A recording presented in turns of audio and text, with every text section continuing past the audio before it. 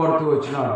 ఆయన మన కొరకు అనుగ్రహింపబడుతూ వచ్చినాడు. మనం చదివినటువంటి భాగంలో కూడా దేవుడు లోకము ఎంతో ప్రేమించెను కాగా ఆయన తన అద్వితీయ కుమారుడుగా పుట్టినవాని యందు విశ్వాసముంచు ప్రతివాడు నశింపక నిత్యజీవం పొందినట్లు ఆయన అనుగ్రహించను. ప్రియమైన స్నేహితుల సోదరి, ఈ మాట దైవ సంభూతుడైనటువంటి దేవుడు ఈ భూలోకంలోనికి మానవ మాత్రుడుగా ఎలాగో వచ్చాడు, ఎందుకు వచ్చాడు అనేటువంటి సత్యము ఇక్కడ తెలియజేస్తూ ఉంది. ప్రతివాడు నశించిపోయాడు, అనగా పాపము చేత అపరాధము చేత మానవుడు నశించినటువంటి వాడిగా ఉంటున్నాడు.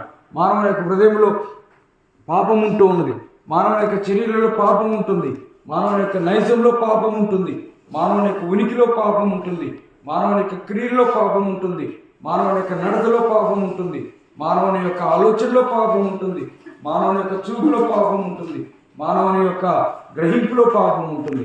కనుక అట్టి పాపము నుండి మానవుని నాశనంలో నుండి నిత్య జీవంలోనికి నడిపించడానికి ఆ ప్రభు మన కొరకు అనుగ్రహింపబడుతూ వచ్చినాడు, ఇవ్వబడుతూ వచ్చినాడు. ఎంత గొప్ప ప్రేమ ప్రియులారా!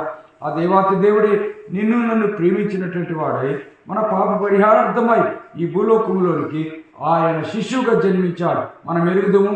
మత్తయి సువార్త 1వ అధ్యాయం 21వ వచనంలో మనం ఎప్పుడు వినేటువంటి మాట ఏంటంటే, పాపులను రక్షించడానికి ఆయన కన్యక గర్భంలో జన్మిస్తాడు, ఆయనకి యేసు అని పేరు పెట్టండి సెలవేయబడింది. కనుక యేసు అనగా రక్షకుడు.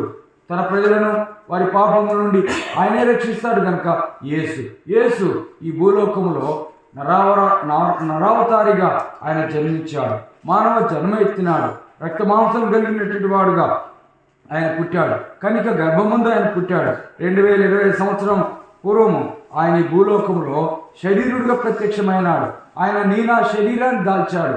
మన రక్తమును, మన యొక్క అవయములు ఎలాగూ పనిచేస్తాయో అలాగే ప్రభు యేసుక్రీస్తు కూడా మన వల్లే ఆయన రక్తమాంసం కలిగినటువంటి వాడై, మానవ జన్మనెత్తినటువంటి వాడై, అబ్రహాము సంతానం యొక్క స్వభావం ధరించుకొని ఆయన ఈ భూలోకంలోనికి ఆయన ప్రవేశిస్తూ వచ్చినాడు.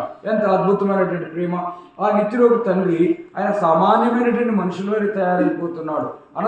అనంతుడైనటువంటి ఆ పరమాత్ముడు నీ వలె నా వలె ఆయన చిన్నవానిగా లేక స్వల్పమైనటువంటి జీవితం కలిగినటువంటి మానవుడుగా ఆయన అనుగ్రహిస్తూ వచ్చినాడు, ఆయన అప్పగింపబడుతూ వచ్చినాడు. ఈ సత్యం గ్రహించావా?